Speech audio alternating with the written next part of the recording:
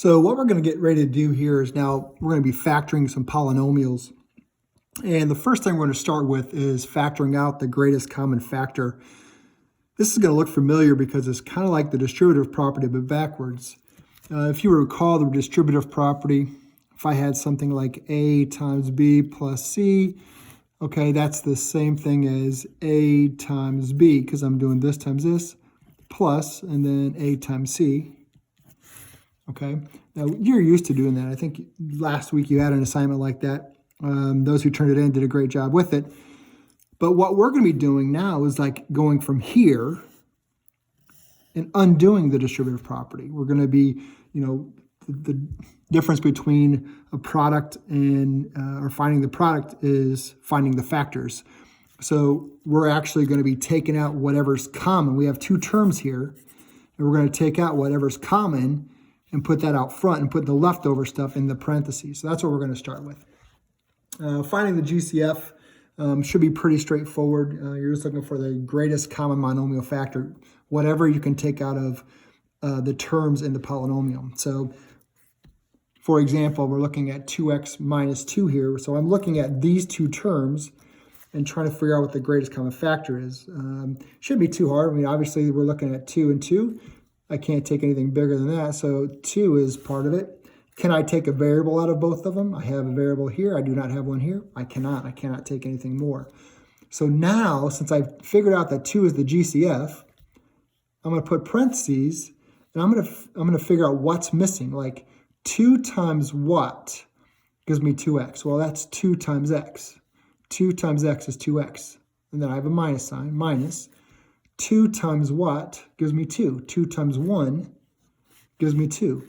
And then if I end the parentheses there, I just roll quick mental check, 2x minus 2. And I know I'm right. So this would be the factored form, okay, of that expression. Do the same thing here. I'm looking at the numbers first, 72 and 27. Figured out what the GCF is. You may have to write out all the factors and pick the biggest one. Or maybe you're good enough to be able to do this. I know that 72 is divisible by 9. I know 27 is divisible by 9. 9 is the biggest factor of all of those. So I know I can take out a 9. And then of the x to the 7th, x to the 4th, what's the biggest I can take out of both of them? Like the biggest one is x to the 7th, but I can't take x to the 7th out of this one.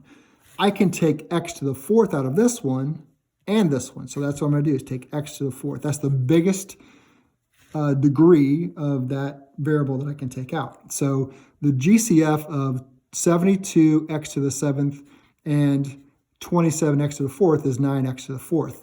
Now, parentheses, 9 times what gives me 72? 9 times 8 gives me 72. X to the 4th times what gives me x to the 7th? That's x to the 3rd. So this times this should give me this. And then I have a minus sign again. 9 times what gives me 27? 3. X to the 4th times what gives me x to the 4th? Would be times 1.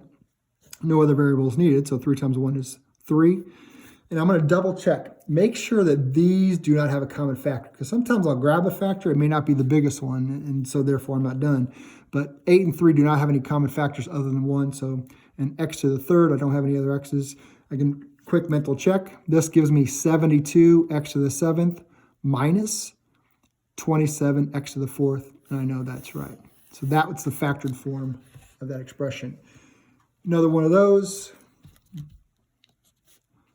2 and 14, I know I can take the biggest thing I can do is take a 2 out of both of those.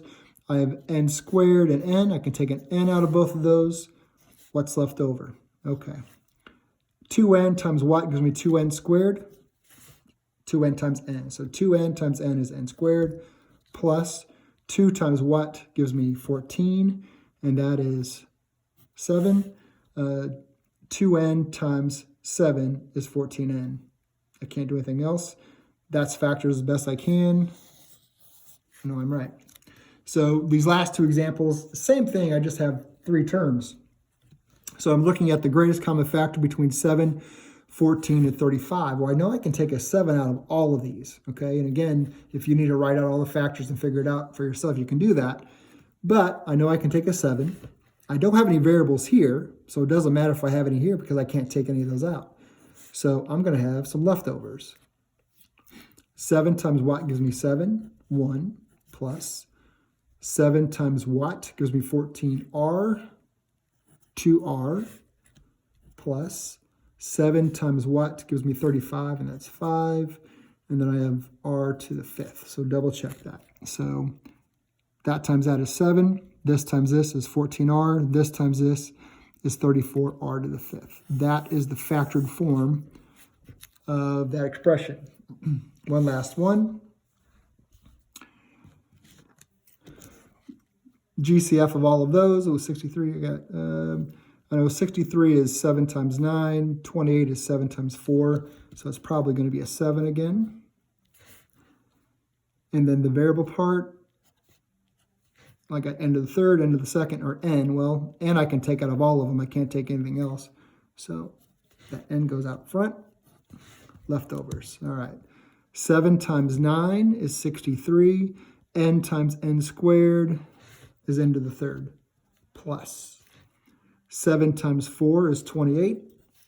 N times n is n squared. Minus 7 times 9 is 63. And then I already have the n, so I don't need to put anything else here. Make sure I can't take anything more out of those. And that's all there is to it. All right. So you're looking at making sure you take out the GCF, and then the leftovers you put in parentheses, making sure you pay attention to the signs.